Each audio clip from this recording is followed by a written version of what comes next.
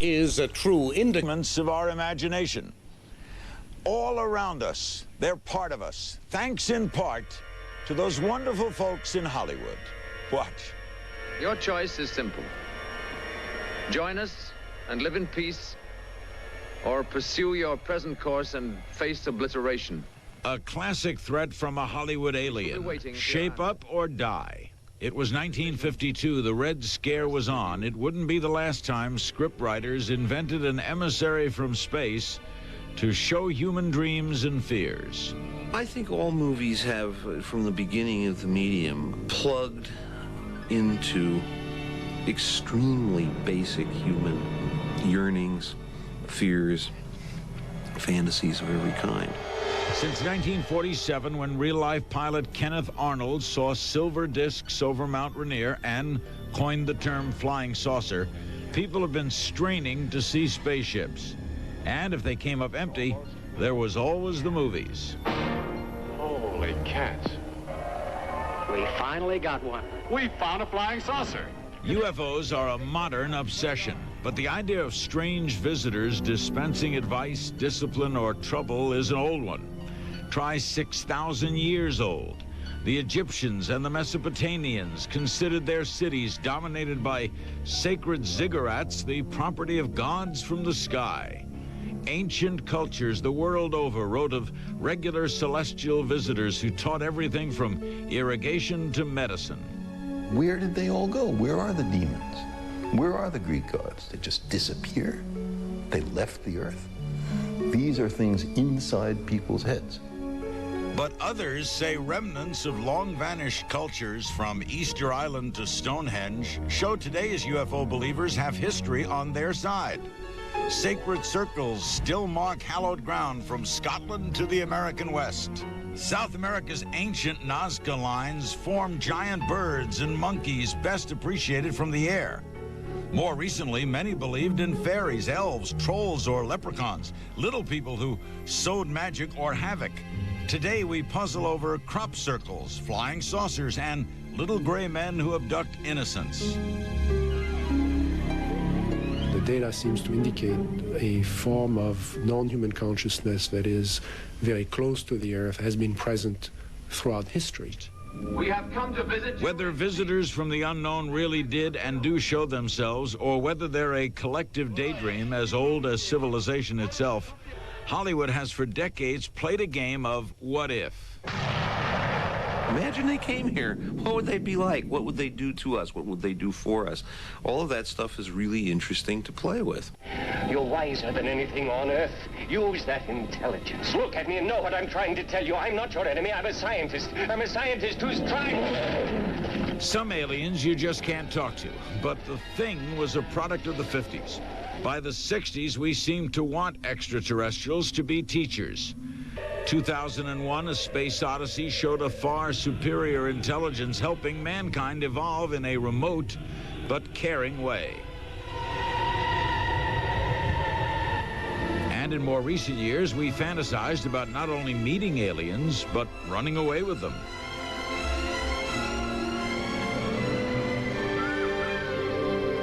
And when the mothership in Close Encounters finally showed itself at a secret government landing pad piloted by benign, mischievous aliens, it was ordinary Joe Richard Dreyfuss who was welcomed aboard.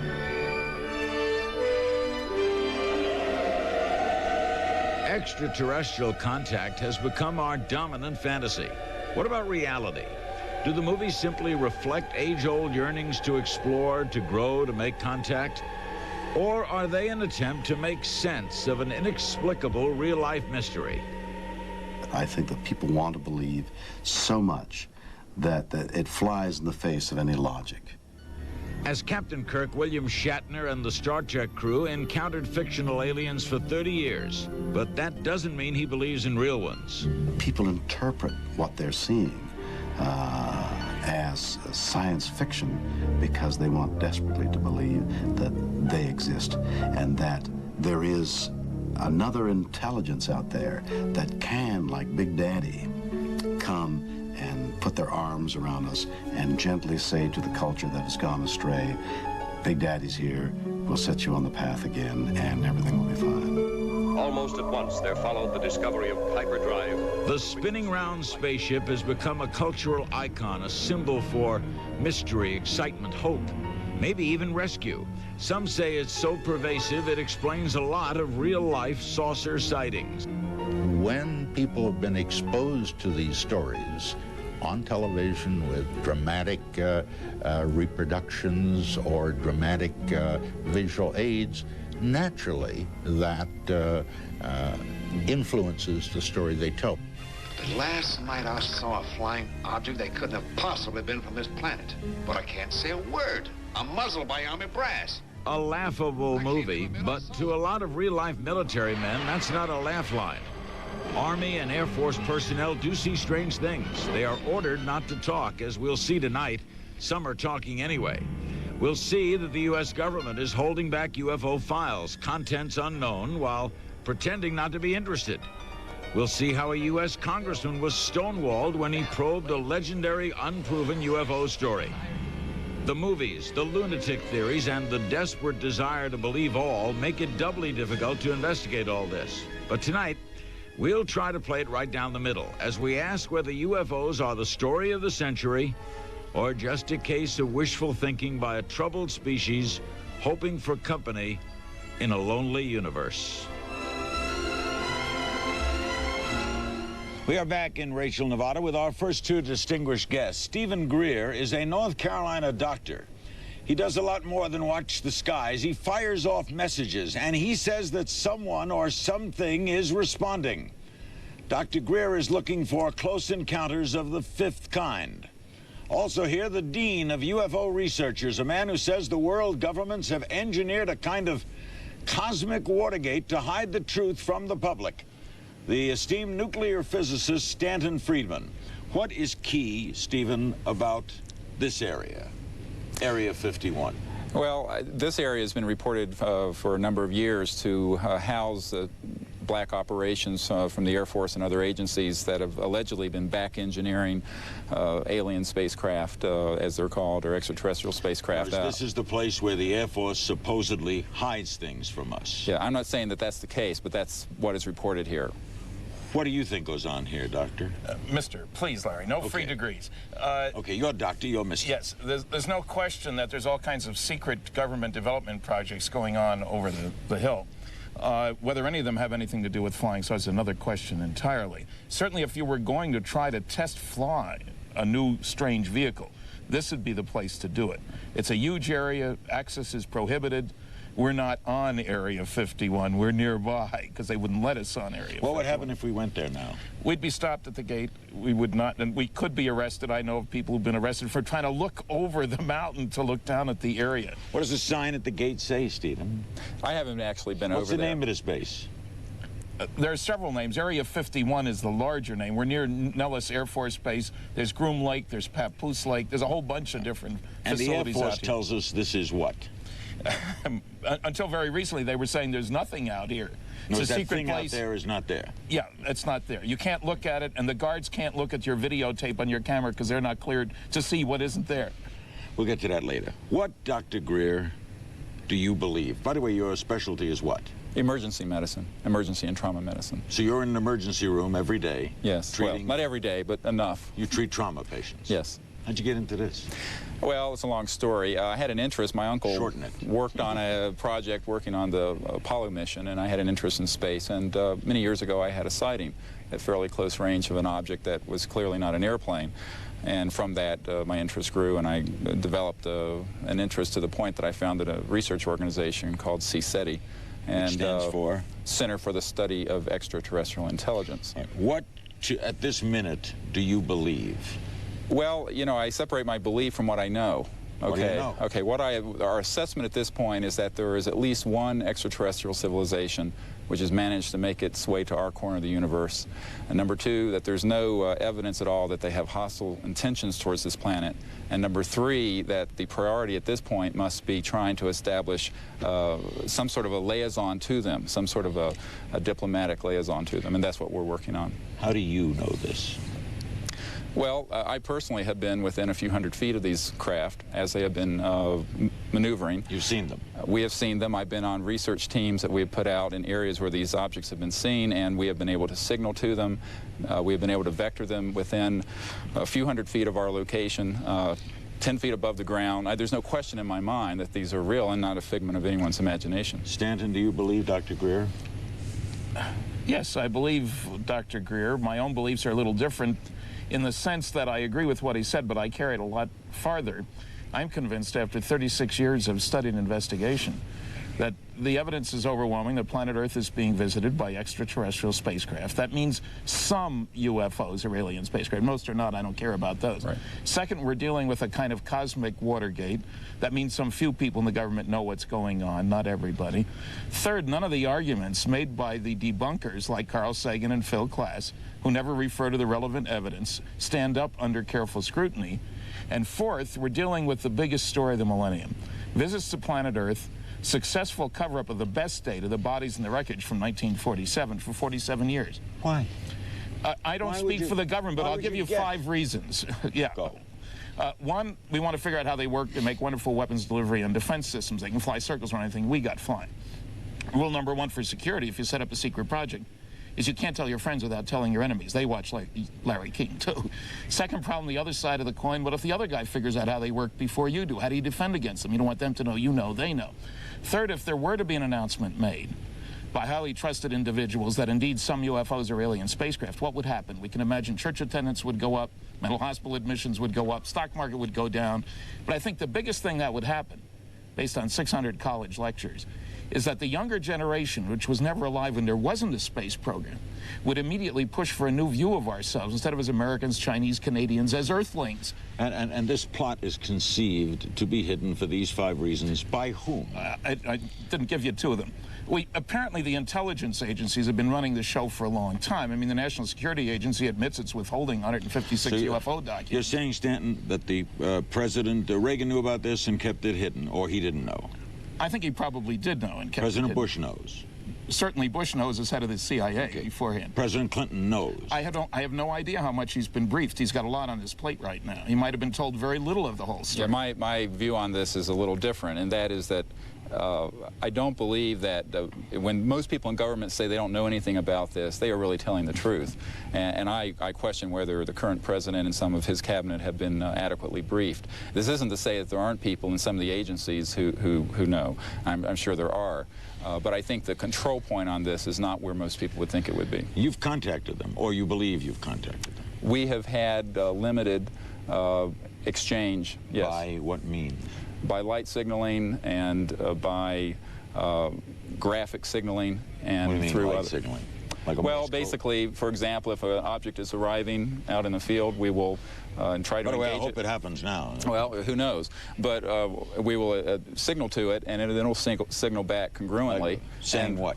You'll beep what? It's not to say anything. It is simply to establish that they see us and we see them. 3 flashes back. That idea, Larry. I see. You know, it's 4 flashes. We're here, we're there, you're there. Now, there have been reports of more advanced communication, but I think one thing we have to back up and say is that any craft capable of getting here from another star system is not going to have technology that would be used by AT&T and what have you. So we have to keep a very open mind about what modalities of communication might be out there. Any of those government reasons logical to you, Stanton? Well, I worked on classified programs for 14 years. I've been to 15 archives. I know how easy it is to cover things up, and I know that the major concerns often are technological and power-oriented.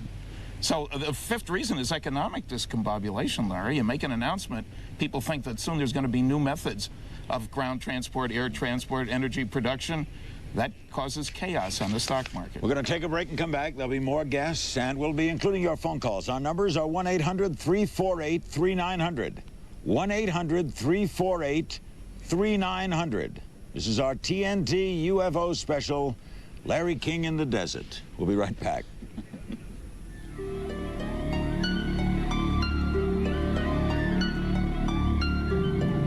My mind is open. If there's good evidence tomorrow, I'd love to hear it. I'd love to believe that we're being visited.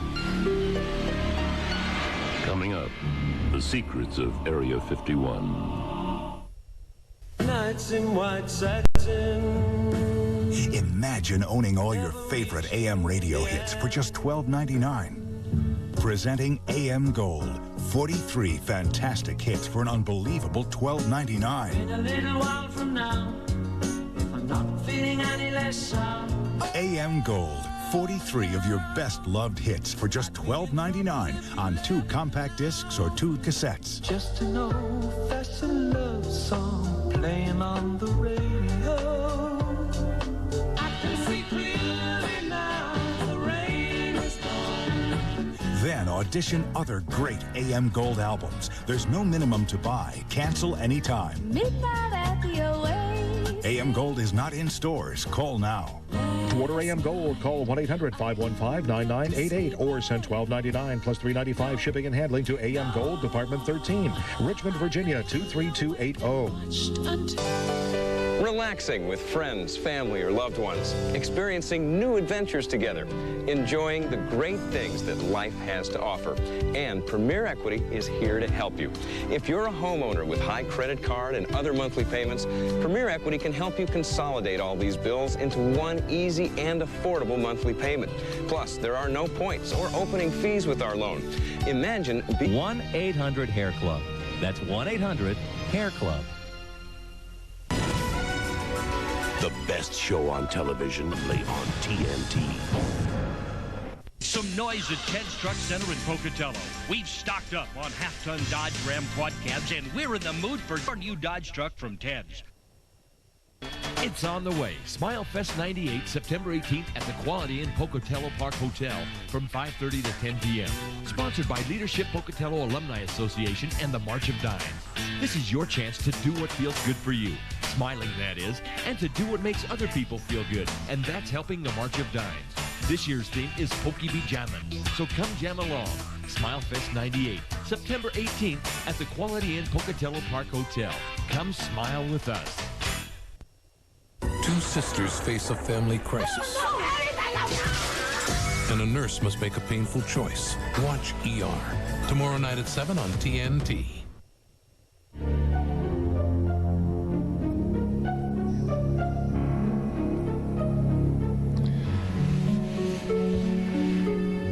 By way of correction, we gave you the wrong 800 number. It's 800-448-3900. 800-448-3900, not 348. And if someone is at 348, we apologize. It's 448-3900. Welcome back. We're in Rachel, Nevada, in the shadows of the mysterious Area 51. Just behind us in the foreboding desert scrub, amazing things are going on. That much is certain. But a growing list of witnesses say that they're hiding more than just secret planes back there. How much more? Our crews went in for a look.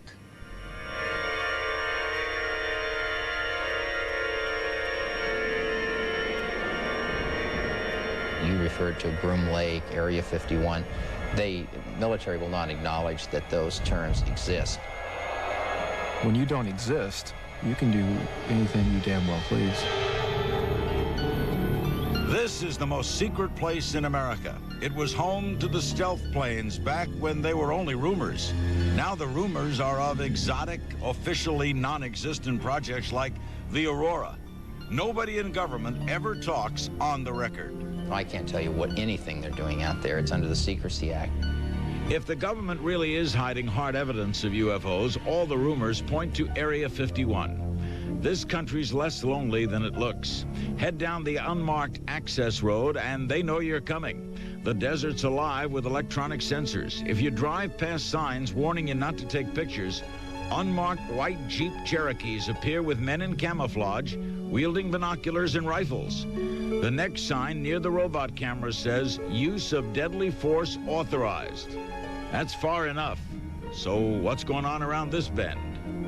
This object rose from the area of Papoose Lake, and it would exhibit totally unconventional flight characteristics. This man, who goes by the name Agent X, finds and photographs secret aircraft. He's defied federal law to shoot these pictures of Area 51. He can identify virtually every plane in the sky. But what he saw here one night terrified him. As it would travel in one direction, it would slightly deform to the trailing edge, and as the object would stop, it would kind of have a little lag and a little shift beyond it, and it would drop down. And it literally seemed like it was alive. Did Agent X see something genuinely unearthly? To see this thing has made me critically examine the way that I view the world and what I think. And it lends a lot more credibility to several of the stories that are floating around this area dealing with Papoose Lake. For example, a reclusive physicist named Bob Lazar has long claimed that he worked on an extraterrestrial craft at an installation near Area 51. Other sources talk of Project Red Light, an effort to test fly otherworldly craft whose force fields might make them look distorted or alive. I mean, if you're gonna see anything, this is where you're gonna see it. So believers are lured to Tiny Rachel in the shadow of Area 51, where the first thing you see is a government radiation meter. Rachel is 100 people in one bar, the Little Alien Inn, where saucer hunters trade tips and alien heads stands guard.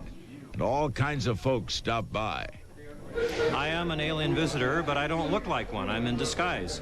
Glenn Campbell's seen all kinds. A computer programmer turned desert activist. He's running a one-man campaign to open up the secret base. My angle is, let's look at the government secrecy, see if this is excessive. And if it is, and we can hack away at it a little bit, then eventually all these mysteries will be solved. Campbell's still undecided about UFOs, but he doesn't like Area 51 security patrols making arrests on public land or wiring it up with motion sensors. And he doesn't like the Air Force trying to seize even more land around Area 51. Between the security, the threats, the radiation meter, and the UFO talk, he says this is a scary place. People really are afraid of leaking things out. I see that. I used to believe that the government couldn't possibly keep a secret this big, but now I see that in this particular place it could. Nevada Congressman James Bilbray says yes, Area 51 has secrets to keep. And yes, the secrecy's justified. Didn't become a serious problem just until a few years ago when all of a sudden this rumor started that there were spacemen out there and they had a captured spaceship and they had bodies of aliens. Bilbray says he's been over a lot of the base that doesn't exist and saw nothing you might call out of this world. But he wants the UFO buffs banned from eyeballing Area 51. I read science fiction all the time. It's been something I've done since I was a teenager. But the fact is that they've got to understand you've got to balance that with national security needs. They cannot have access to a lot of facilities. Back at the Little Alien Inn, the believers are anything but discouraged. Even though you may be totally skeptic about it, you've got this thing pulling you saying, just in case. You sure would like to be there at the time. There are two tourist destinations here in Rachel, Nevada. One is the Little Alien Inn right across the road. The other is the Area 51 Research Center. Its operator, Glenn Campbell, who's presided over a kind of media frenzy over the past recent months, joins us and our panel now, joining Stanton Friedman and Dr. Stephen Greer. What do you believe? You moved from Boston out here, right? That's right. Just for this? Just for this, and I don't believe anything. I just like to let the evidence speak for itself. What do you do? What did you do in Boston? I was a computer programmer, and essentially I do a lot of the same stuff here. I organize data. You don't believe? What fascinated you to come live out here? Well, I came because of the UFO stories, and they still fascinate me, but what really keeps me here is the human stories. This is really cutting-edge humanity. This is an example of how humans deal with the unknown. And I think regardless of what the truth is, it's interesting to see this process work. What do you know about Area 51? Well, certainly the vast majority of it is routine military testing of secret weapons, things that wouldn't be too interesting to most civilians.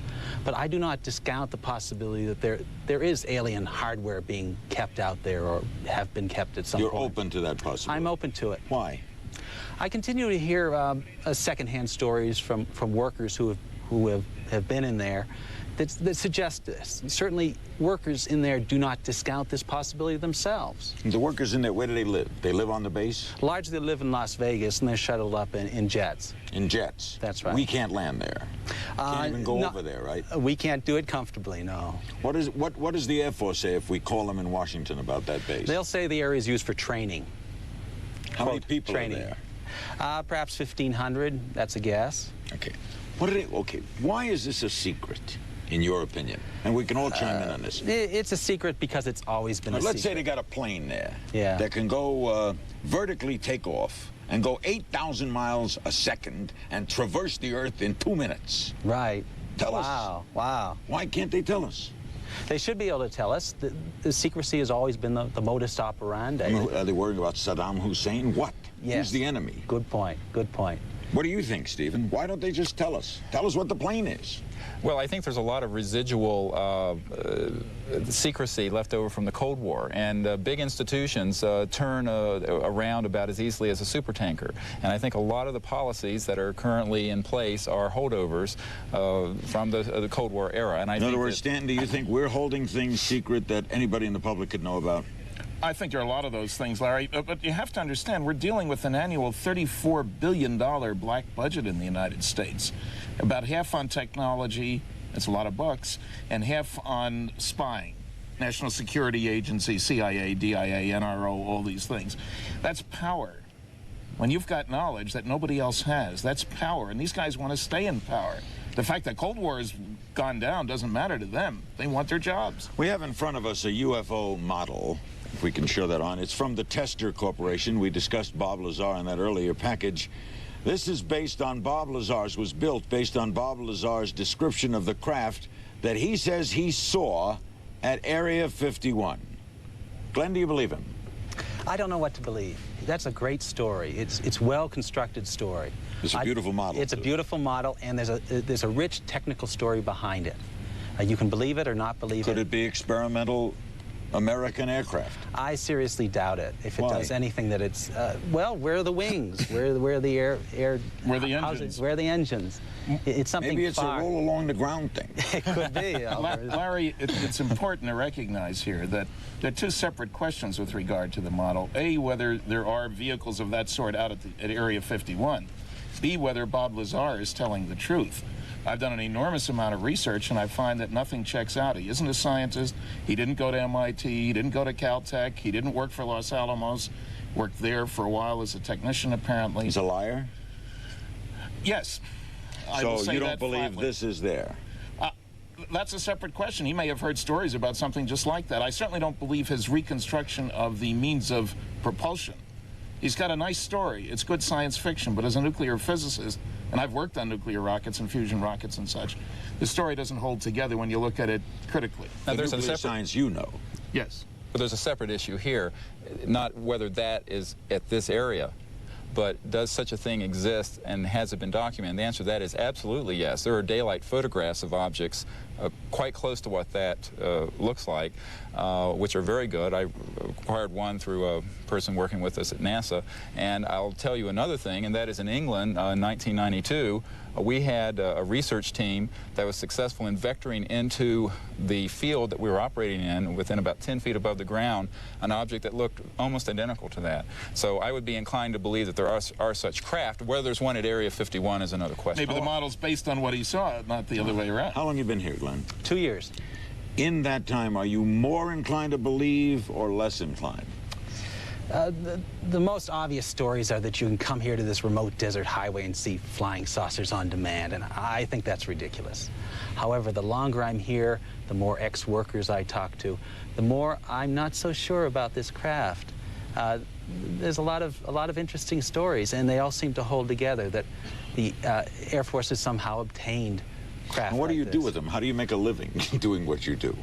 I have a little... Who uses your services? Oh, visitors come and buy my book, and I have a little mail order business where I sell documents relating to this. Largely, I live off my savings, though, from my previous life. A little boring out here? Oh, no, not at all. It's not boring. It's a rich pageant of humanity. You blink and miss the city.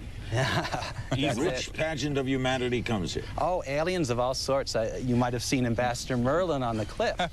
I've met a number of aliens, and that's what fascinates me, how people respond to this sort of thing. We will include your phone calls throughout this program. Other guests are coming too, by the way, but let's take our first one. With us are Glenn Campbell, Dr. Stephen Greer, and Stanton Friedman.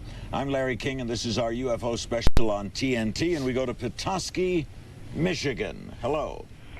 Hi, Larry. I have been interested in this in a long time. I have two questions. The first one is there any proof that people are actually abducted and then returned, like with these horror stories such as abuse and probing, to where they're really scared to death? And the second question? This is from a Christian point of view. A lot of it has come up that we feel that angels have been looking after us for quite some time because of the end being near and so forth. Has that ever been... Religious aspect in a minute. Thank you for calling. First aspect. She got a point? Well, that's highly controversial, and my own fix on that... You think? I think it is extremely rare that anyone has taken on board one of these. I think probably between 90 and 99% of those sort of reports are not what they appear to be. Even with the book by the Harvard psychiatrist? Yes. And so I would say that there have been a few accounts where people have been taken on board. I think it is much rarer than UFO followers would have you think. I was technical advisor on the UFO incident that's playing today on Turner, and I'm convinced that some people have indeed been abducted. Remember, the question isn't are all the stories true, the question is are any. The question isn't are all UFOs alien spacecraft, the question is are any. Any conflict with religion, as any of you see it? I've seen people who feel conflicted by it, yes, as certain fundamentalist groups say we're the only intelligent life in the universe and this is the work of the devil. And I don't buy that either. I mean, for them it's a problem. For me, if you're impressed with the God of our local planet, how much more impressive to think of the God of the local neighborhood. Let's get another call. Virginia Beach, Virginia, with Messrs. Friedman, Greer, and Campbell on our UFO special. Hello.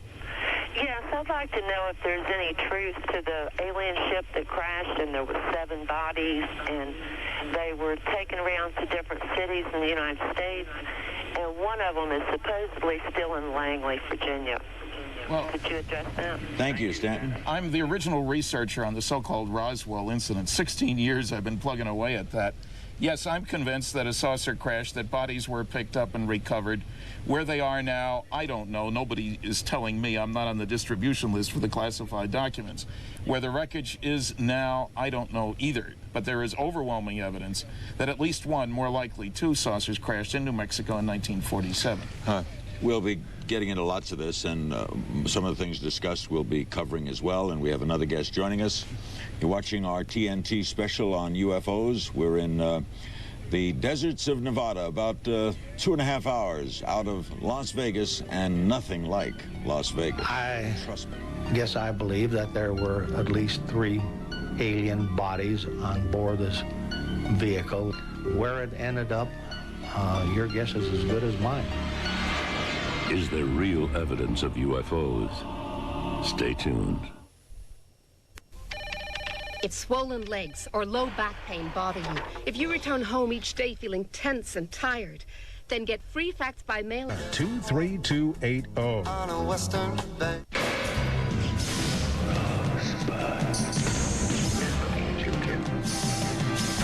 have been a contender.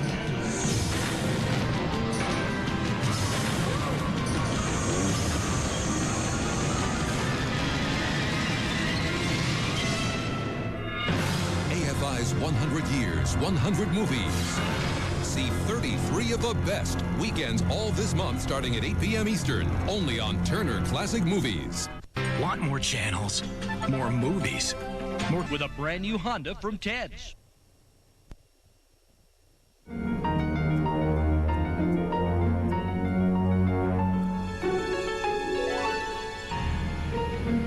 I'm looking. We're back in Rachel, Nevada. UFO folklore is full of great stories about the evidence that got away, the pieces of a crashed saucer, the incredible photos, the little bodies. So there are so many possibilities, but basically 2, really. Either it is all just folklore, or a very efficient cover-up that has snatched away at all of our conclusive proof. What are we left with? It's what a courtroom lawyer would call the best evidence. You decide how good it is.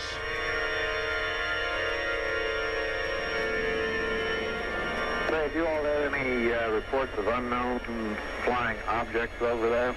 No, we haven't. Okay, I was wondering, we supposedly are having quite an invasion over here. Edwards Air Force Base, 1965. What were these military men seeing and chasing? July 1959, Corpus Christi, Texas. What's that bright light in the sky? January 1967, Camarillo, California, on the set of a TV Western.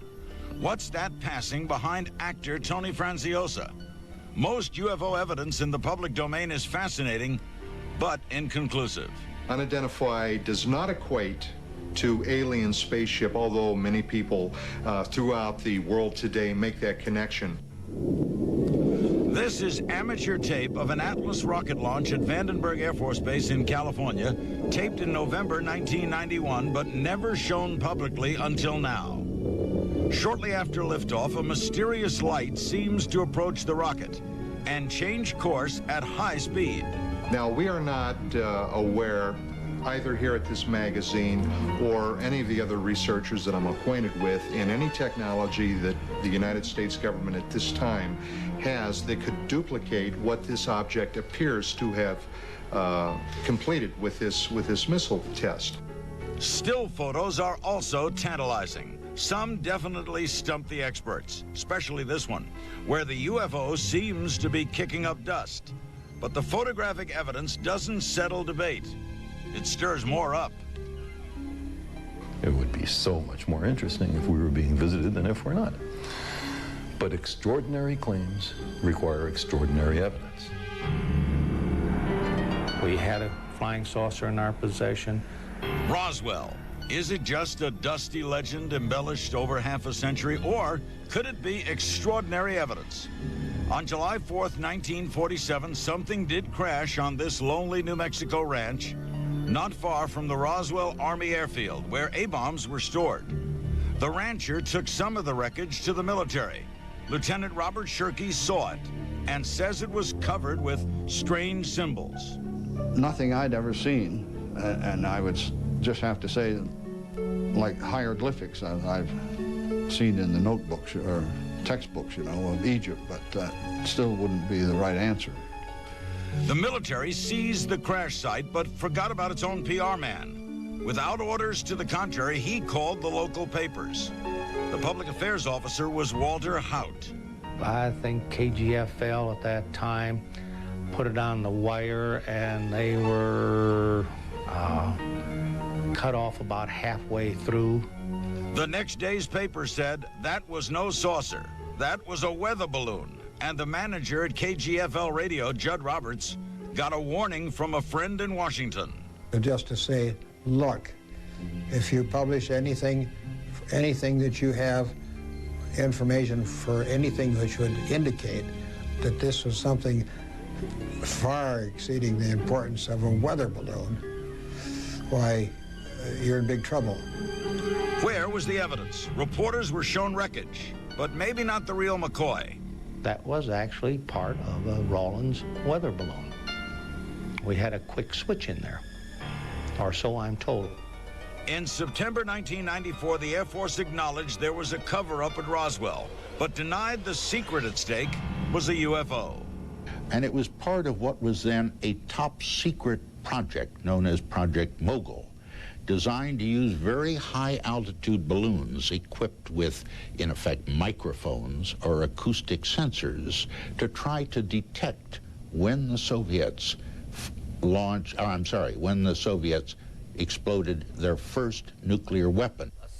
The Air Force offered the Project Mogul story after years of prodding by New Mexico Congressman Stephen Schiff, who was stonewalled when he first filed a routine query with the Pentagon. Well, the response was not routine. The response was a letter from the Air Force that simply said, rather curtly, we've sent your letter over to the National Archives. So for them to refer me to an agency that they knew couldn't provide any information, I think was nothing short of a runaround. Many in Roswell today believe the new Air Force explanation is just another facet of a long-running deception. The town now boasts 2 UFO museums, which tell the story a lot of people want to believe. I guess I believe that there were at least 3 alien bodies on board this vehicle that did crash. The Air Force says an internal search uncovered nothing even hinting at a recovered UFO. But a July 1947 FBI memo says an object purporting to be a flying disc was transported by special plane to Wright Field for examination. Wright-Patterson Air Base in Ohio, long the focus of rumors about crashed discs and recovered bodies.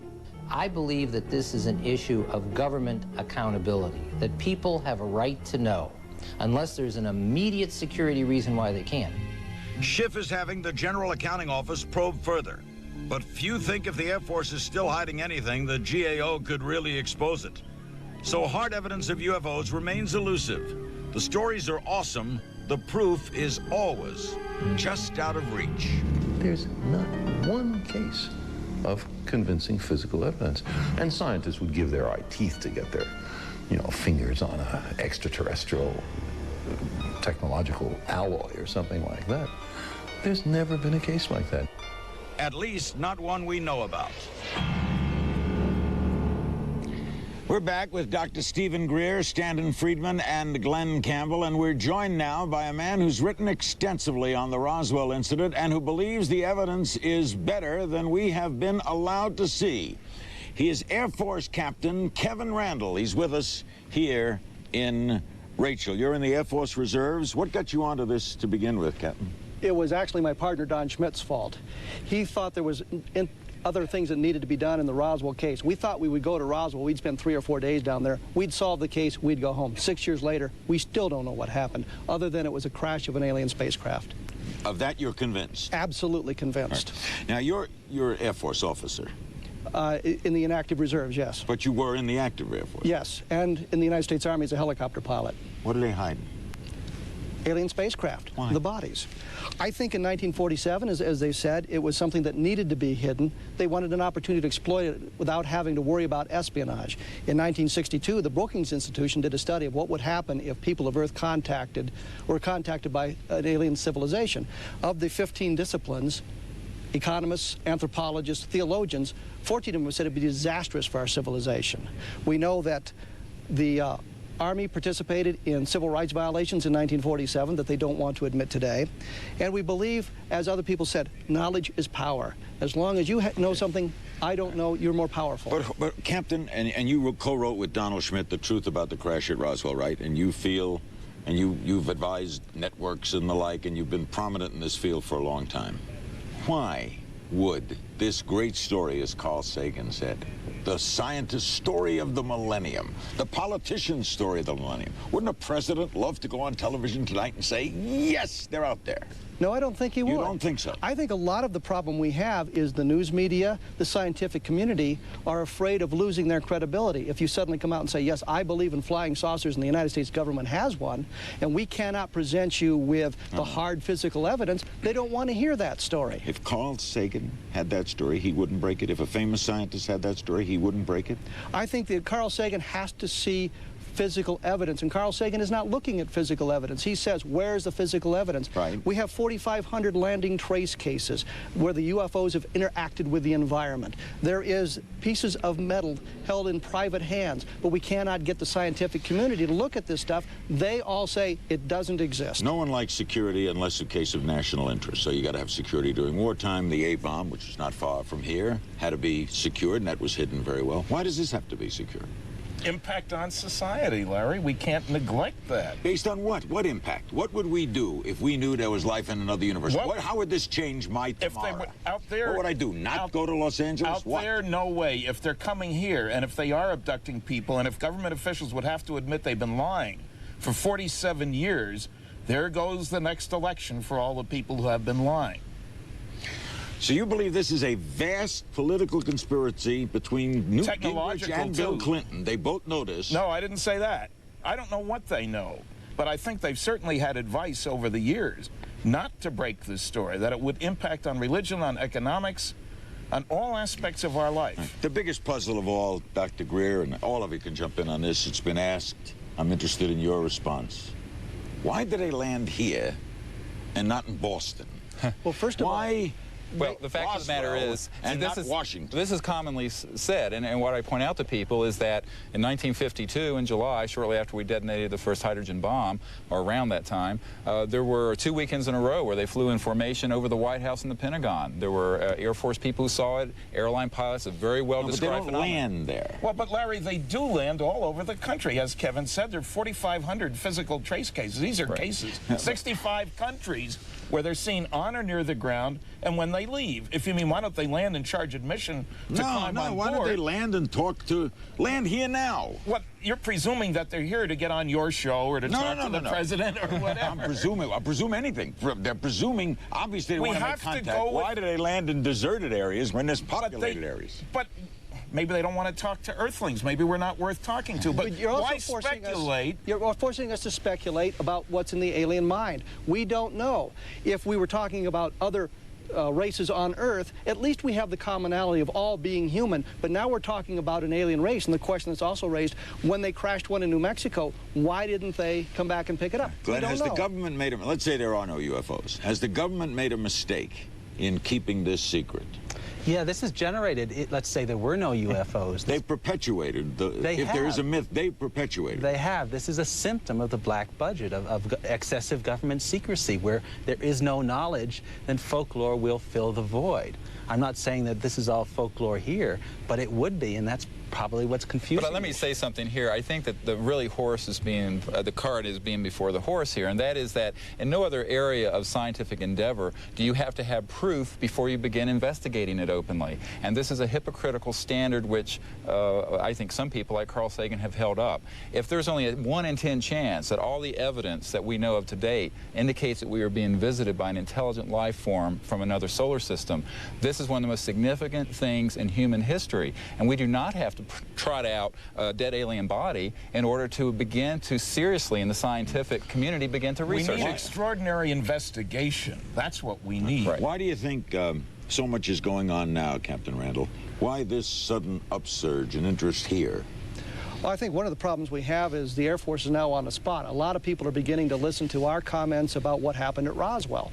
There was a movie that was on Showtime about Roswell. Books are coming out about it. They're suddenly under pressure, and the congressmen are asking what's going on. So they've launched a preemptive strike, if you will, by publishing their report saying that what happened at Roswell was nothing more than a Project Mogul balloon, implying that the balloons of Project Mogul were something special. Let's include more phone calls on our TNT special with Greer, Friedman, Campbell, and Captain Randall.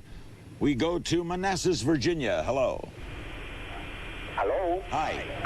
Yes, good evening. My question to the panel is the following. I understand the U.S. government cover up when it comes to the UFOs, but what I don't understand is why the UFOs, having all the technology they have, why don't they just land in front of your show or in New York where everybody can see them? We just asked that, sir, so we'll repeat it again because it does confound people. In our wildest dreams, we don't know, we can't think for the alien mind, as you said. But still. Well, what is it you want, Larry? In my lecture, I don't deal with any of the stuff you've seen, our listeners have seen. I deal with facts and data. 5 large-scale scientific studies. The biggest one isn't mentioned in the 11 anti-UFO books. Project Blue Book, Special Report 14, data on 3,200 sightings. All of the debunkers are aware of it. None of them even talk about it. We don't talk about mysticism, about strange behavior out in the wild. Would you guess, Stan, that this is an advanced culture that can do things we can't do? Well, certainly. One of the laws you learn when you study technology is that progress comes from doing things differently in an unpredictable way. The future isn't an extrapolation of the past. The nuclear rockets I worked on aren't just better chemical rockets.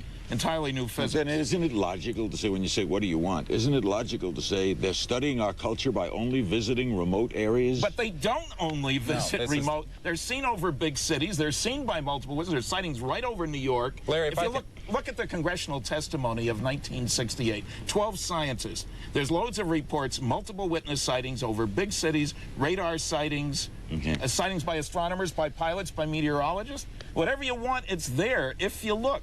Spring Valley, New York, for our panel. Hello. Yes, hi, Larry. I have a question for your general panel. I understand there's an area not far from where you are in Groom Lake called Area S4, and this Area S4 supposedly has even more high-tech covert black projects in operation right now. I was wondering if any of the panel knows about this. Thank you, sir. Glenn? That story comes from the story of Bob Lazar, that he claims that these craft he worked on were at Area S4. I have not heard that from other sources, however. Papoose Lake is a very good place to have a secret saucer base. It's many miles behind even Groom Lake. All these people, these 1,500 who work at this Air Force base here, keep this secret? They fly back and forth to Las Vegas? They have the fear of God. They were flown out here this morning? Not this morning, it's a weekend, but on weekdays, yes. Well, let's take it a step further. What happens if they're working on a secret airplane? Okay. Nothing to have to do with flying saucers, but they're working on a secret airplane. Aren't they keeping that a secret? And they kept the A-bomb, a great secret. Right. One of the tens of thousands of people. But let me point out, you don't have to look into a secret area. From the last 3 years, there have been hundreds of videotapes of these objects maneuvering over 22 million people in Mexico City. And you know, so it's not a question of being remote or even in secret areas. If I flew a small plane over there now, what would they do to me? You'd lose your license, probably. Like flying over the White House. We'll be right back with more and more of your calls. We've got a full hour to go. This is our special live in Rachel, Nevada. We'll be right back.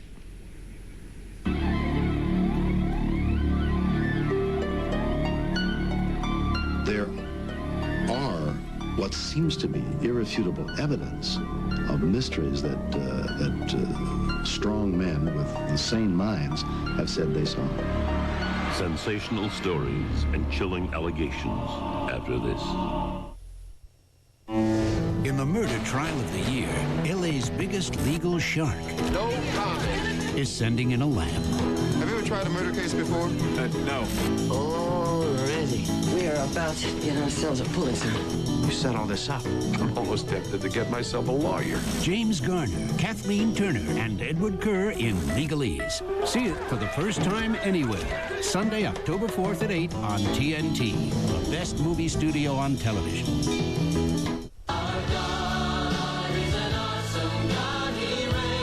This is music that speaks to your heart. This is music with a message.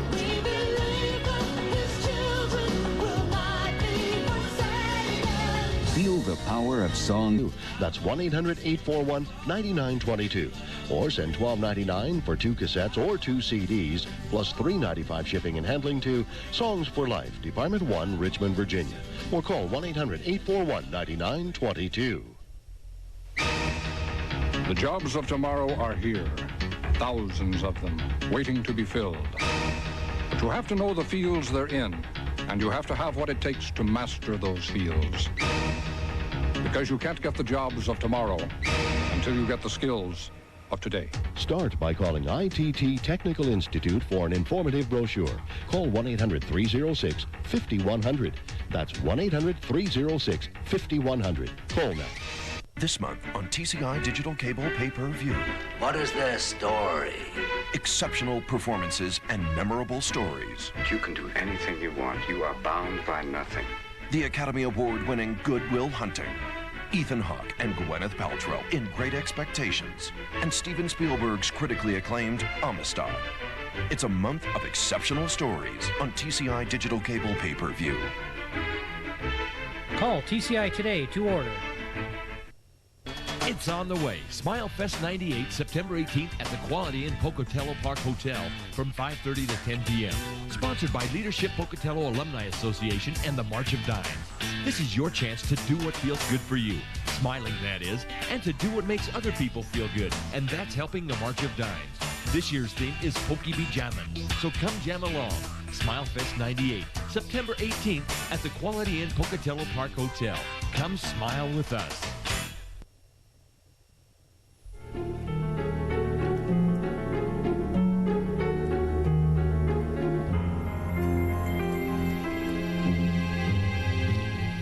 We're back in Rachel, Nevada. Our phone numbers are 800-448-3900. 800-448-3900. How much stock do you put in the word of your fellow man? That's really the central question in the UFO debate. Whether to believe the witnesses who step forward and say they saw some hair-raising thing to tell, How good are they? You decide. But first, listen to one of our most distinguished national leaders. He's talked to plenty of witnesses, and he's made his decision.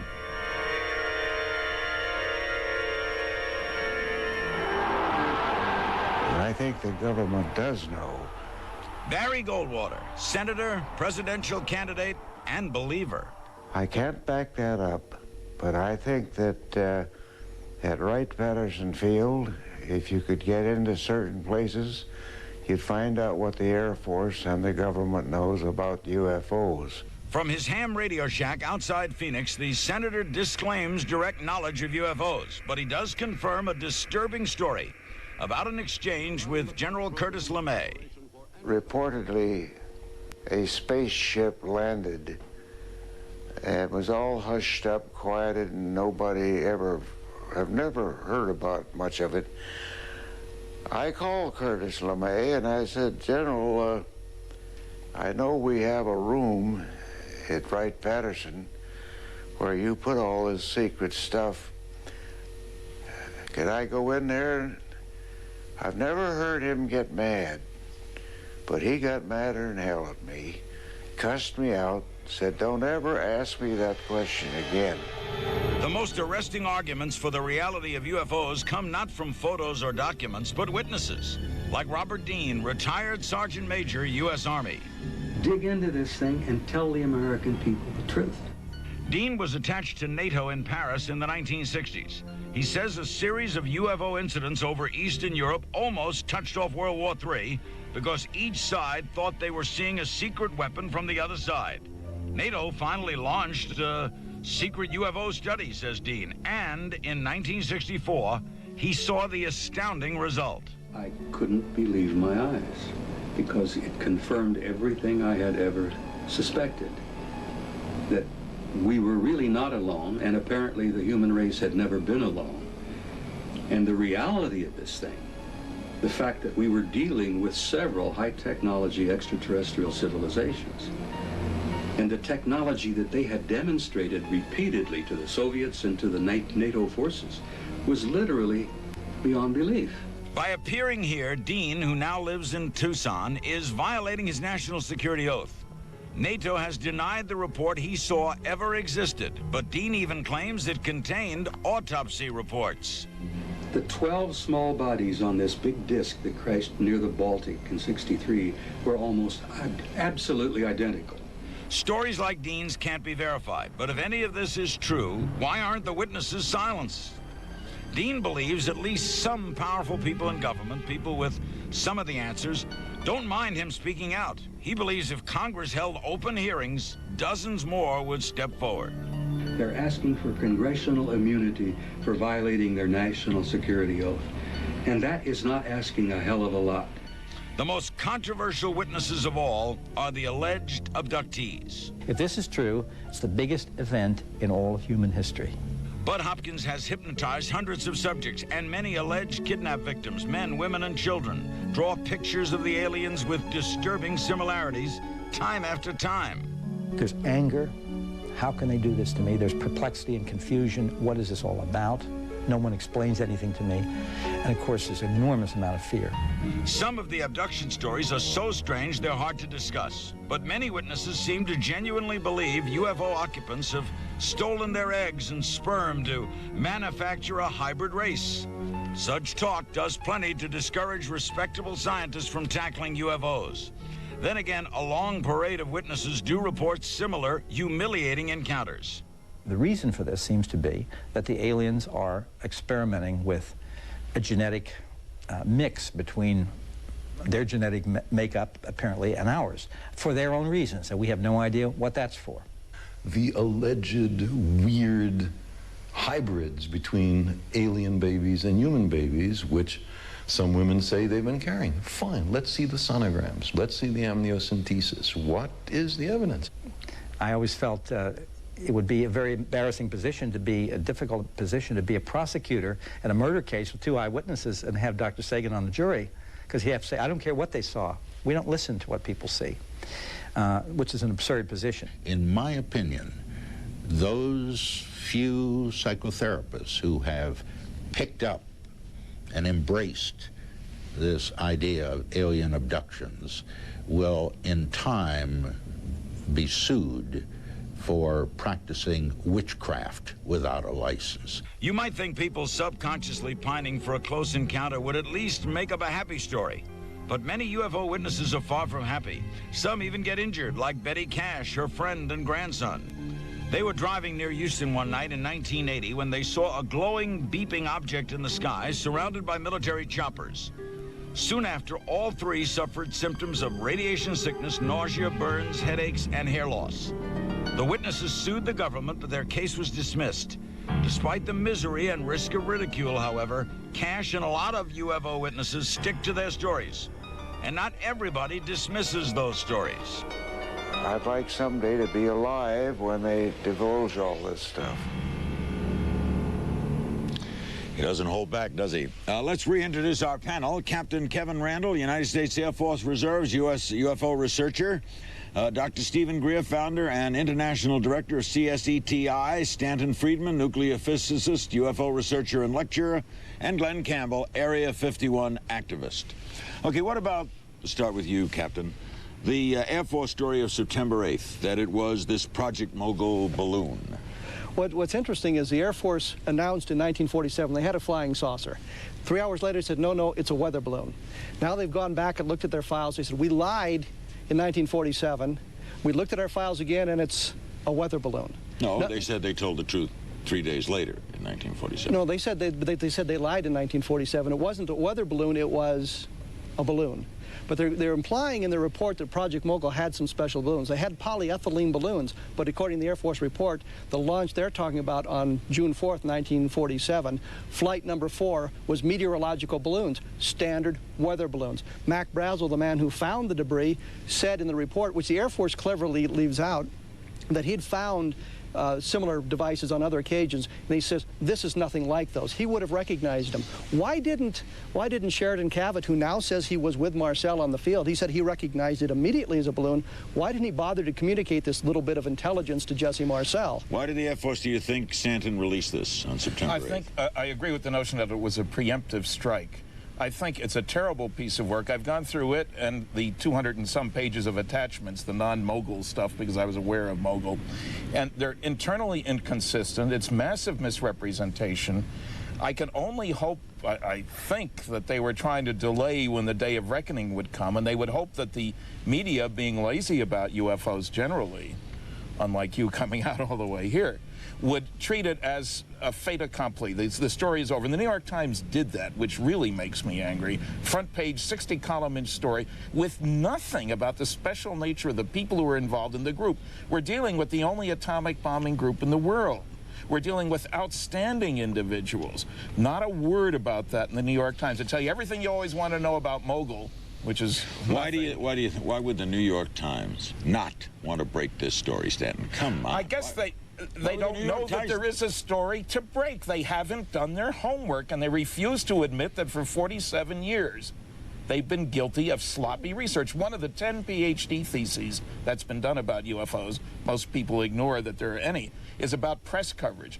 And there are scathing remarks in that about the unwillingness of the press to do its job. Don't ask me why. I'm not a newspaper publisher. The New York Times took the Air Force report. On its surface, it makes a lot of sense. You read that report, it looks like they've done their homework. I've spoken to everybody in the Air Force report except for Dr. Spillhouse.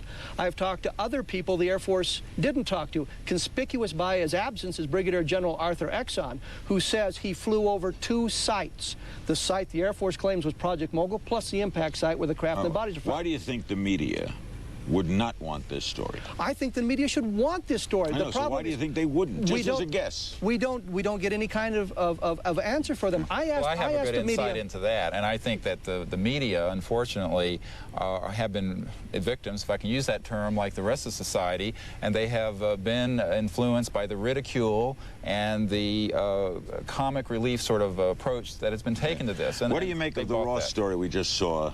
On that, and Bob Dean, rather, in that package about NATO and what he saw. Fascinating, fascinating. That's the sort of evidence I can grasp onto. When we talk about distant craft or abductions, I don't know where to go. But when there is a government connection, that's something that we can get at by FOIA requests or by gumshoe work. But I think Bob Dean made one mistake when he said a lot of the people are afraid of the government. That's why they're not coming forward. And if they're giving an opportunity in front of Congress, they would come forward. I think it goes deeper. I think the majority of the people, especially those involved in Roswell, are keeping the secret because they swore themselves, they were sworn to secrecy. They feel honor-bound to keep that secrecy. It's not fear of the government. It's their own personal code of honor. That's why they're not talking. There's a real challenge here, Larry. Can we get the Air Force to say that anybody who wants to talk about this non-event in July 1947 is free to do so? A blanket indemnification. By the way, they were asked to appear tonight in the Air Force and did not choose to. Warwick, Rhode Island, as we go back to calls. Hello. Orange, and they came in front of the car, and then they flew off. What's your question? Hello, Larry King? Yeah, what's your question? What is the best course of action to take if you see these objects? Okay, good question. What should someone who sees an object do? Well, I think it depends on their stomach. And what we're training people to do is to actually engage them in some kind of dialogue. But I think that I would caution people not to do that unless they're prepared for the consequences of it. In other words, be careful what you ask for, you may get it. What if you see something weird in the sky? I think that you should attempt, if you are inclined to signal to it or in some way communicate with it to see if it's under intelligent control and to get it to come closer. Too many of the sightings are too far away to conclude anything. But if you can get one within a few hundred feet of you at low altitude, you can make some better observations. Would you go public, Glenn? Should someone who watching us tonight who maybe sees an object or has a visit or whatever go public? Well, what does that do? Everyone's gone public. That's a good question. What do you do? And I don't know. Gather as much information as you can using the tools you have with you. That is, what angle is it above the horizon? Don't estimate how big it is. You have no way to judge. What can you hold between thumb and forefinger that will just cover it? Can you call the guy on the other side of it so you can triangulate it? Can you time its flight from over that church steeple to over that telephone pole?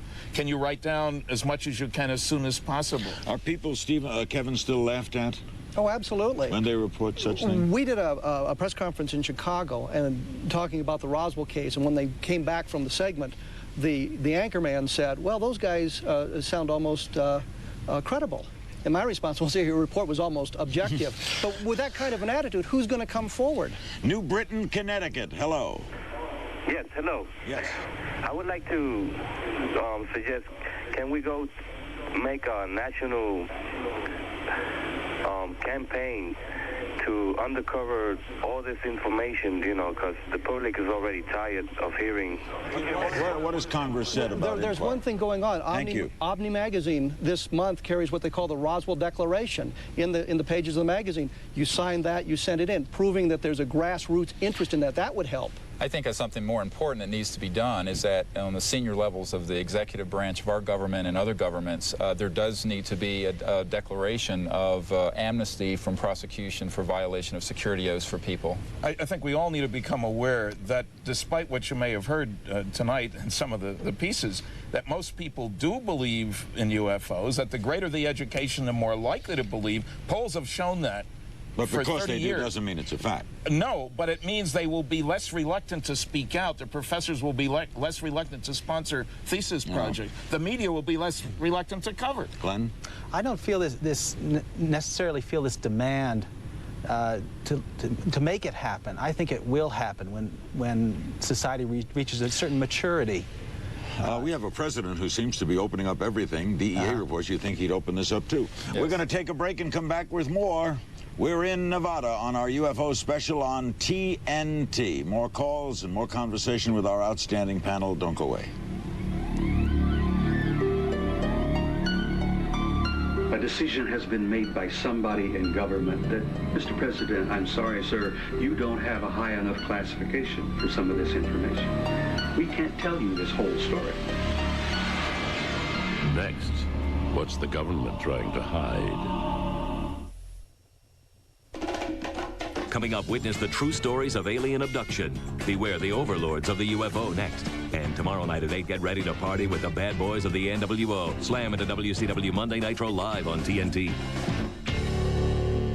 Quit hogging the cashews. I'm not. Swollen legs or low back pain bother you. If you return home each day feeling tense and tired, then get free facts by mail about the amazing Craftmatic Model 1 bed with soothing, heat, and relaxing built-in variable speed wave massage. Call a helpful operator now to get this free information kit and $200 off rebate certificate by mail. Call right away. There's absolutely no obligation. Call toll-free 1-800-306-5100. It's on the way. Smile Fest 98, September 18th at the... Buy a new or used vehicle from a dealer.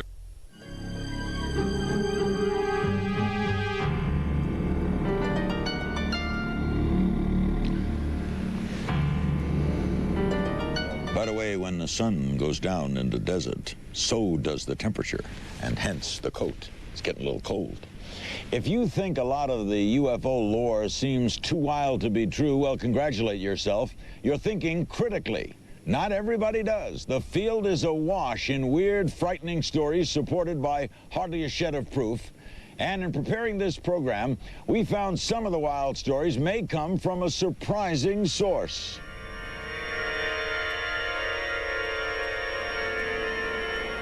It's one small step for man, one giant leap for mankind. Old rumor, Armstrong and Aldrin saw UFOs on the moon. Newer rumor, the Mars Observer wasn't really lost, but is secretly orbiting the red planet, taking pictures too fantastic and frightening to release. I spent 10, 15 years on Mars Observer. Those guys are out of work today. They're not off somewhere and walking out with a secret smile on their face. This is nonsense. This is truly nonsense. Dive into the UFO subculture and you see why establishment scientists don't. Welcome to the world's weirdest rumor mill.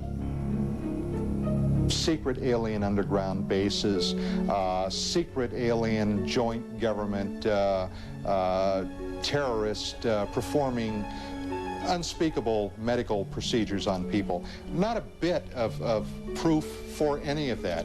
We have to ask ourselves, what's the genesis of stories like that?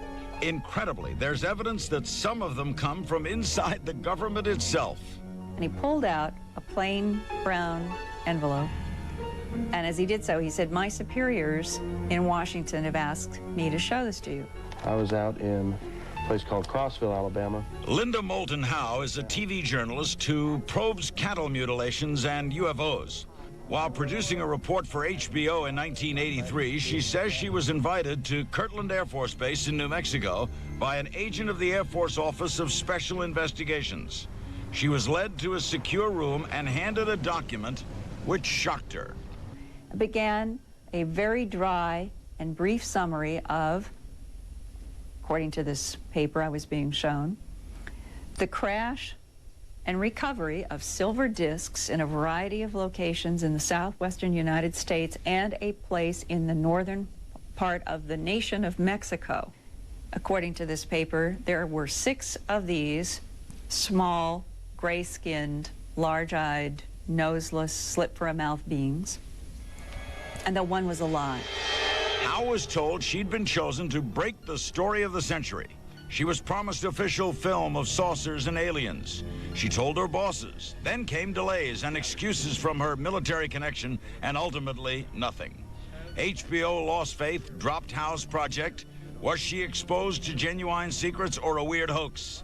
Either way, what was the point? It seems to be a concerted effort to spread disinformation.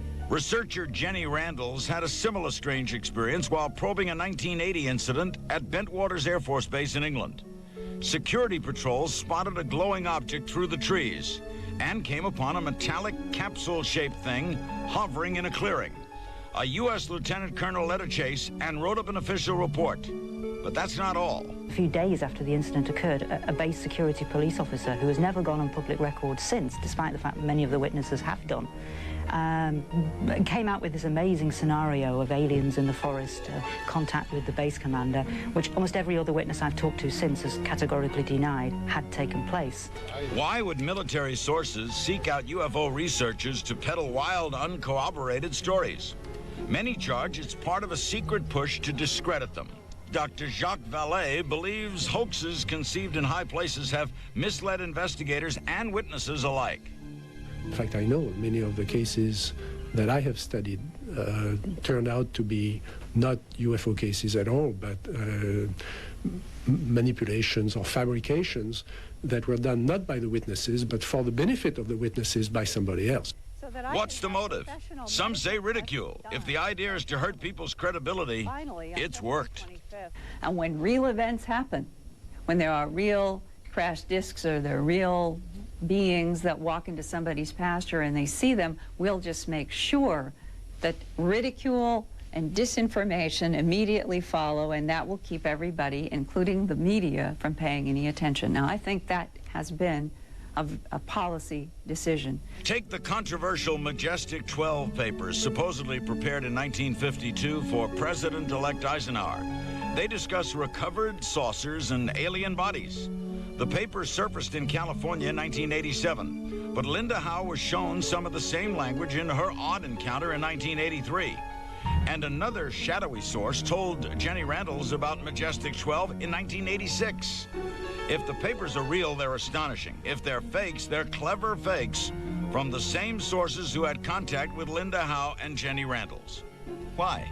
Disinformation has several purposes. One, it's to muddy the water. Two, it's to get a little bit of information out in such a way that they want to know how people respond to it.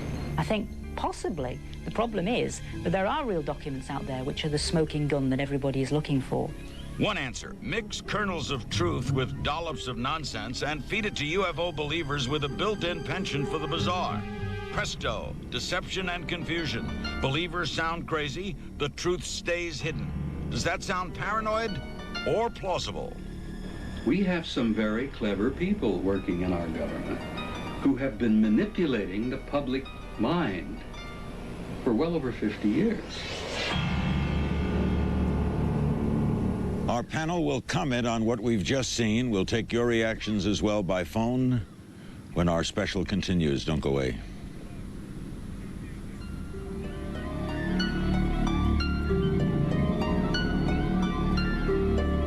If this is true, it's the biggest event in all of human history. Coming up, more from the most secret place in America. No show puts you on the edge between life and death like ER. Come on! Now, enter the nerve center of Cook County General and meet the... Get the most out of your favorite shows. Hang with fans in the Babylon 5 chat room. Visit Joe Bob Briggs' Monster Vision site or get Rough Cut's take on the latest movies. It's all at tnt.turner.com. We're online all the time.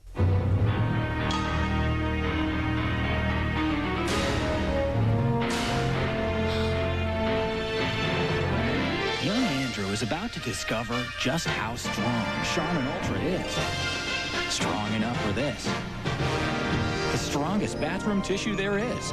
And it's still facial tissue soft. Charmin Ultra, where softness and strength form the perfect combination. Charmin, where would you be without it? Did you know that 1 quart of motor oil can pollute 250,000 gallons of water? And 1 gallon of gasoline can pollute 1 million gallons of water. Protecting our water supply is everyone's responsibility. Practices like these can no longer be tolerated. Gone are the days of backyard dumping. Bannock County and the cities of Pocatello and Chubbuck are sponsoring several hazardous material collection days this summer to be held at the Bannock County landfill. To participate, simply bring your hazardous materials to the landfill for proper disposal on the dates shown. Olympic shooting team gold medalist Kim Rode. I'm a conservationist and a hunter. I was always taught that the most important part of hunting is safety. Hunter safety classes are a 50-year tradition in America. Each year, these classes are offered by the Idaho Department of Fish and Game. Remember, hunting safety isn't inherited. You have to teach it. For information on hunter education in Idaho, call 1-800-422-9453. Two sisters face a family crisis. And a nurse must make a painful choice. Watch ER. Tomorrow night at 7 on TNT.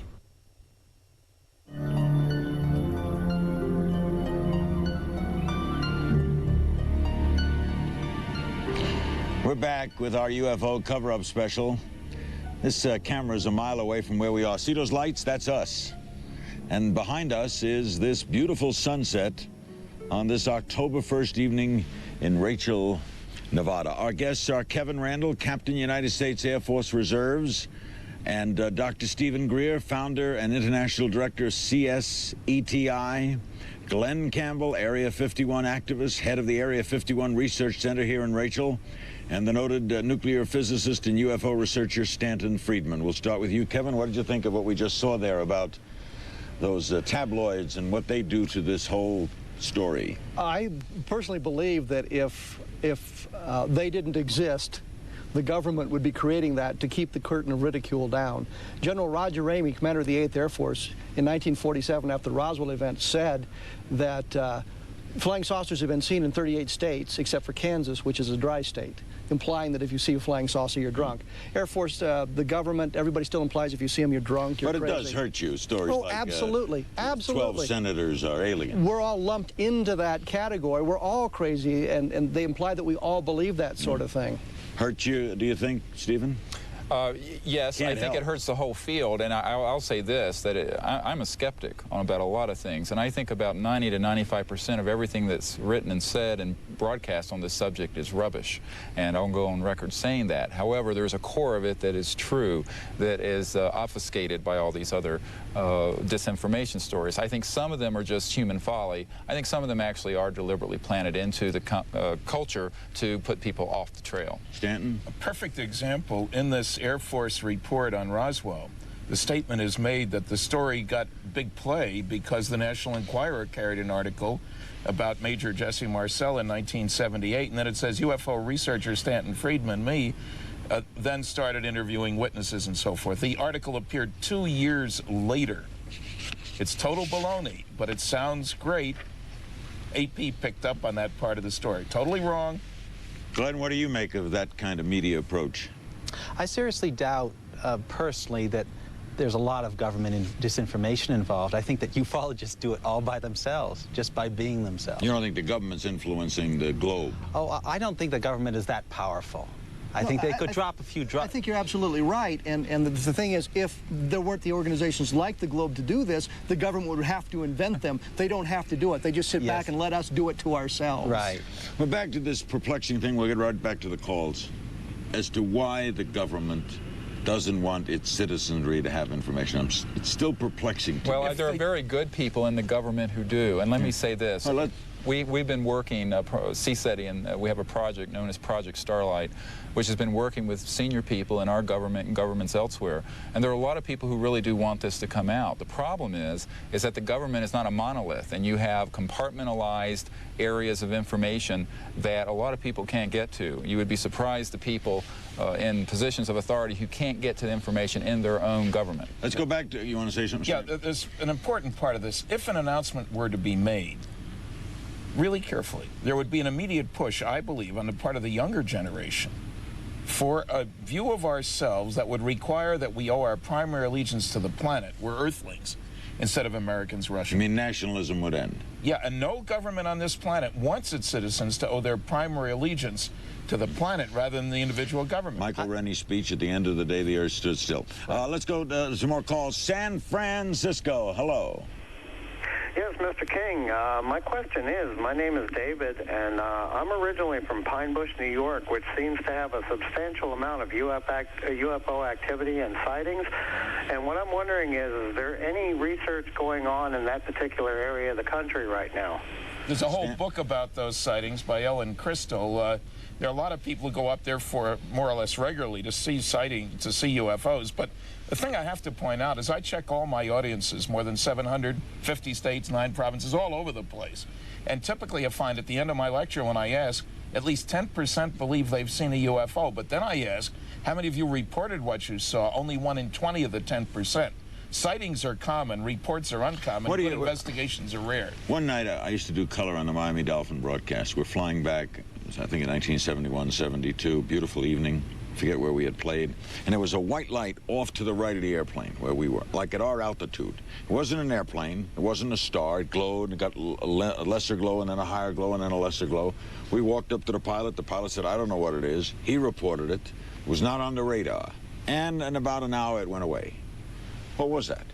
An unidentified something in the sky. So I saw a UFO. But not necessarily a flying saucer. Right, not necessarily. Could have been anything, right? Could have been anything. Yeah, and this is an important distinction, that we try to focus in on events that are close enough range that we can distinguish that it is not something conventional. Philadelphia, hello. Hi. Dr. Stephen Greer said something interesting early in the show, and that was that on several occasions he's signaled these saucers and seen them up close. I'd like to ask him if he's ever taken any video or still pictures of these sightings and signalings he's done with them. Fair question. Yeah, we do have some videotape and still pictures. I'm not a videographer or photographer. What does it take? You put up the camera and you take pictures? Well, we have people on our team who do that, and I think... Have you shown them everywhere? I have shown them. I think we gave them to your producer. I don't know if you're going to show them in the broadcast or not. And what I would point out to people is that there are dozens of photographs and hundreds of videotapes now. This is not an unusual thing. If the media would spend 10% of the time they're spending on O.J. Simpson or Whitewater to look into this, they would find there's a tremendous amount of good evidence out there. What do you think Goldwater meant, or General LeMay meant when he told Goldwater, got mad at him, don't ask me about this? Yeah, I've spoken to Barry about this, and Senator Goldwater felt, and I think what was intended was that, yes, there is something there, there's smoke and there's probably fire, and do not ask about it because, from what I understand, Curtis LeMay himself did not have access to this area where this stuff was kept. We'll have more on our UFO special from Rachel, Nevada on TNT. I'm Larry King, back with our guests, some more phone calls, another very interesting package right after this. I think it's quite clear that the major powers of the world have access to a lot of information about UFOs. How much do we know? The climax of the mystery after this. Coming up, witness the true stories of alien abduction. Beware the overlords of the UFO next. And tomorrow night at 8, get ready to party with the bad boys of the NWO. Slam into WCW Monday Nitro live on TNT. So sweet. 88313-PREMIER. Oh, no. Not an offer for another credit card. We've never gotten one like this. What is it, made of gold? Better. I deserve it. They're giving us credit for our good credit. How about some credit for my good idea?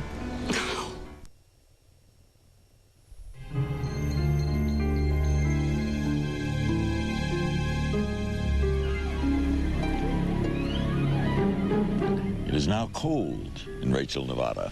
We would be crazy to supply a definitive answer to the UFO riddle tonight. All we're trying to do is take it seriously for a change and ask one hard question most respectable reporters haven't bothered to ask. What do we really know? What if all of us in the world discovered that we were threatened by a power from outer space, from another planet? Ronald Reagan being fanciful or letting slip that he knew something we don't? Questions like that keep the believers in business. Stop the cover-up now! Stop the cover-up now! Stop the cover-up now! And the Pentagon may even have vaults that have bodies in them, as well as crash debris from Roswell and other crashes. We don't know until they start telling us what's going on. We just don't have any idea. It's not a figment of the imagination of a bunch of lunatics. This is actually a reality for people, and people at the Pentagon know about these things.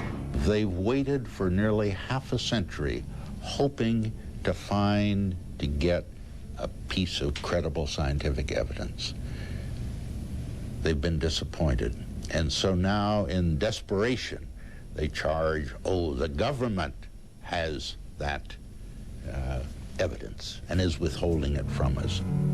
Crash saucers? Who knows? But clearly the government is withholding something. The Air Force answers queries by claiming it quit investigating UFOs in 1969. So why does this once classified memo from 1979 reporting a UFO on the ground in Bolivia get copied to Wright-Patterson Air Force Base? The Air Force even claims it knows of no agency with UFO records other than the National Archives. So what about this mid-70s CIA paper on magnetism, which includes the phrase, "This in turn is related to the possible propulsion system of UFOs"? If there's nothing to hide, why did the National Security Agency go to court to stop the release of UFO files? This is all the public got to see. If there's no cover-up, why act that way? The cover-up that exists is a cover-up principally of ignorance rather than knowledge. They're desperate to find out what makes these things happen, why they can fly around our atmosphere at will, why they seem to have capabilities far beyond us. There is no incentive for any government to come out and say that there is something out there that they don't know. We pay taxes to be protected, among other things, from unknown things out there. Vietnam, Watergate, and Iran-Contra made government lies and conspiracies seem all the more plausible. What's more, so many self-styled UFO researchers jumped to conclusions, seizing, for example, on President Reagan's offhand talk of threats from outer space as proof that sinister secrets are being kept. To distinguish fiction from fact is not always easy. There are a lot of us who are not interested in making that distinction. They just want a good story. And it is the doleful job of scientists to try to distinguish fact from fiction, hope from reality. So what do we really know? We know the field is so riddled with sensational rumors and wild stories, doing as Dr. Sagan says, picking out fact from fiction, is almost impossible. We know many witnesses are not crackpots or publicity hounds, but sober citizens who suffer for coming forward. And we know the government's much more interested in all this than it's willing to admit, whether it's hiding all the answers or just asking the same questions we are.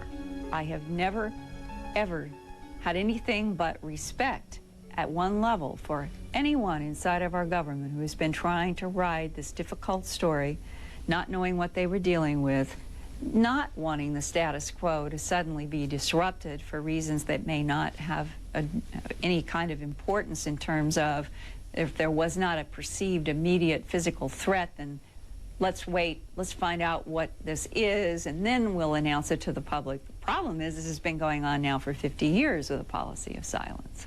But for 50 years, respectable scientists have turned their back on the UFO question, at least in public. Until that changes, and until the governments of the world unlock those censored files, whatever they hold, what chance do we on the outside really have of solving the puzzle? I'm an optimist.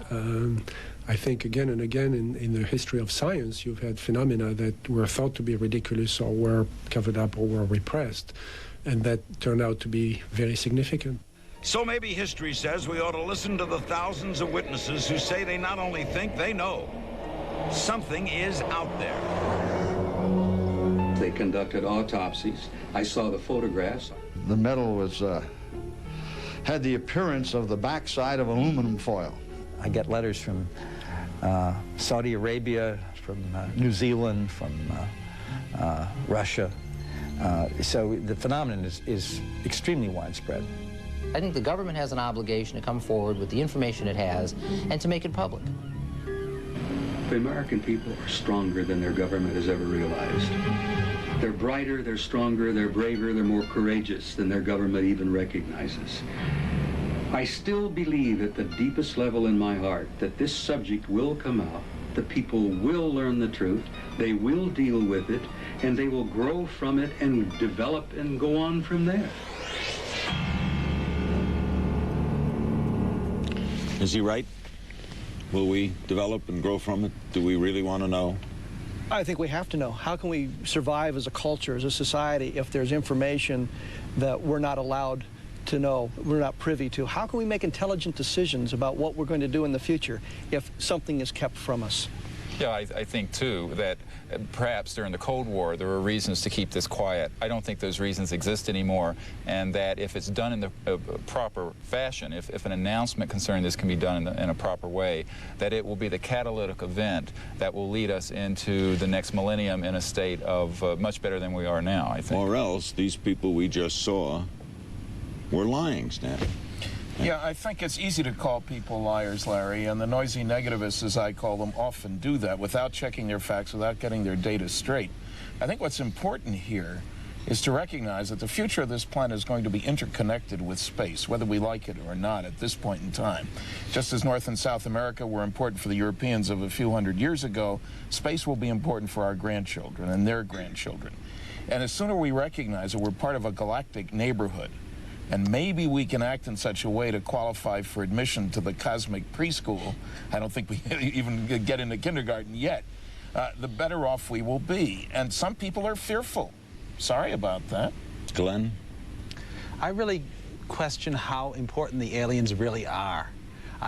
Really? I think that fundamentally we retain our humanity. Our world is here. If they are out there on the moon or circling around or coming and taking our cattle, that doesn't really change our life here. We still have to be human.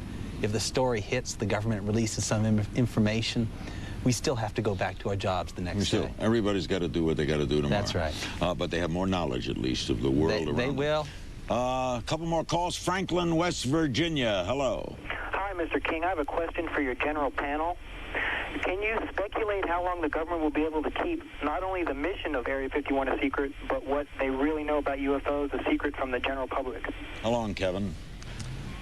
As long as the curtain of ridicule exists, as long as people are afraid to come forward because they don't want to be ridiculed. I mentioned earlier President Clinton's opening up all the agencies, Agent Orange, diseases from 30 years ago. Department of Energy's done a spectacular job. Don't you think he'd want to I think this administration is inclined to come out with the truth on a lot of things that have not been disclosed in the past. The problem is how much they can get in terms of information. And I reiterate that the government is not a monolith. It's a hugely complex entity, and there are activities in the government which many people at the top are not aware of. And so I think that the people have to help the executive branch and Congress become aware of this in a way that's credible, and that's what we're trying to do. Does it confound you, Stanton, when in your heart as a physicist and in your mind and beliefs, you know this to be a fact, and the general consensus of the body politic laughs at you? They don't laugh at me, and there have been polls of engineers and scientists, Larry, that show that a majority of them believe they're real. Right. So you don't think you're on the out? I've spoken at 100 professional groups, and they respond beautifully. Los Alamos National Laboratory, management clubs. It's their response that's Denver, important. Colorado, hello. Yes, Mr. King. In our area, we have numerous cattle mutilations, animals that disappear. Local news never says a word. What kind of research, what kind of area are we getting into with these? Oh, about 80% of those, I think, are decoy events, probably meaning that they are probably done by some branch of the military or intelligence services. There's a core of 10 to 20% that are probably animal experiments for reasons which we don't know. And I disagree with that. I would say that 99% of the animal mutilations are probably natural phenomenon. Surmise something for me, Glenn. We only have a few minutes left. What's going out there tonight? Like if the phone rings, what's the number? What's the number? Yeah. Area 51? What's the phone number? I don't know. All right, what is the 702. 702, right. 702 something. What does the switchboard operator say? Who's there? What are they doing? Gosh, I wish I knew. But things are going to change now. We are at a crossroads, as they say. At this point in history, things are different now. We do not have this Soviet threat that all this secrecy was hidden behind. Right. You can hide anything behind our dire enemy. What do you think's going on out there now, Kevin? I think that there's just experimentation on the next generation of fighter or bomber aircraft. You think there's any alien evidence out there, too? I don't think so, but that's my personal opinion. I don't think it's involved out there, no. Dr. Greer. I honestly don't know what's going on at Area 51. I will say that I'm certain that there are current operations dealing with Deep Space Network and telemetry into space and what have you, where people are aware of the movements of these spacecraft in real time. And what I'd like to focus on is not things that happened 50 years ago, but the fact that here tonight somewhere there is activity which can be traced and can be documented, and what we need to do is somehow to establish contact with whoever is behind this phenomenon. All right, when do you think, Stanton, your evidence, as you see it, will be accepted? I don't know that it's been rejected. It hasn't been presented in the right places, I guess.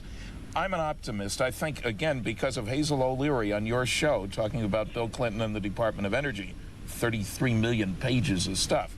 And since they weren't involved in the beginning of the cover-up, that they will have guts enough to open the door to the data. And I think that'll happen within the next few years, before the end of the century. Funny thing to say. And do you think another thing might happen?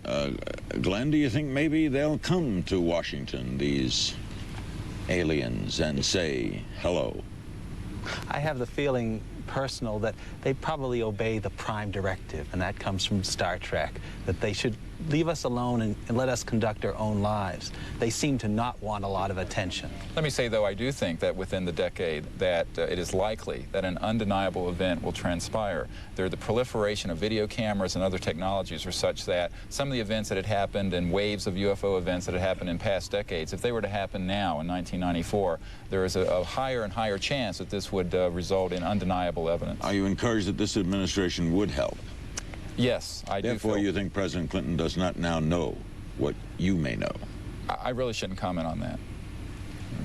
What does that mean? That's a mysterious. Well, I just don't.